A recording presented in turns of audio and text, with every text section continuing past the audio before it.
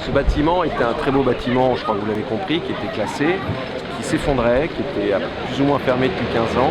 La ville a lancé un concours en 2009 pour la transformation et la rénovation. Donc nous avons postulé avec Soleari et l'objet était de multiplier par 200% les surfaces. Aujourd'hui, vous avez 3800 m² de surface. Par essence, une halle est un bâtiment fermé, sombre, humide, replié sur lui-même.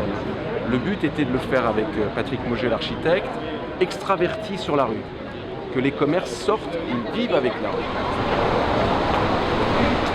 La réhabilitation d'un monument historique a fait qu'on a conservé totalement la structure et qu'on a reconstruit et refondu des poteaux en fonte pour avoir l'intégralité du monument historique.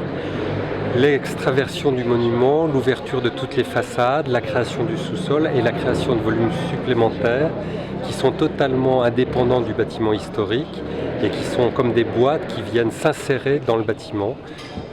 Voilà, c'est essentiellement l'apport architectural du XXIe siècle. La renaissance de la halle Secrétan est un renouveau pour le quartier et l'arrondissement.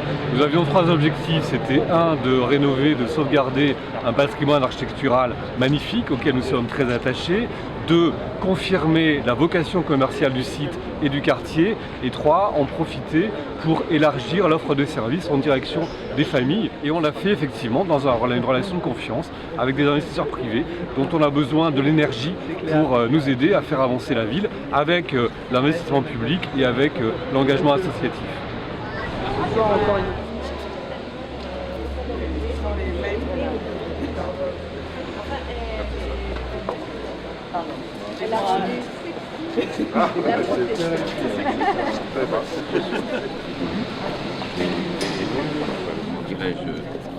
Impacté par un magasin avec des stands de... Là, on n'a fait que du classe. Le 19e est un arrondissement très important pour Paris. C'est un arrondissement populaire qui a vraiment un patrimoine extraordinaire et exceptionnel. Et ce patrimoine est remis en valeur grâce à une relation intelligente entre le public et le privé.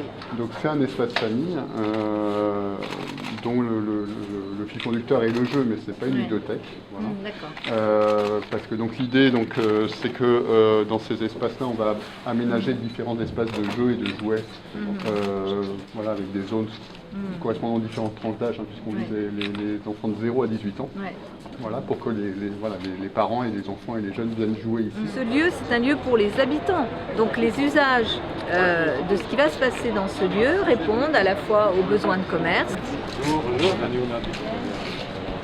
Très bien. Leur nouveau concept.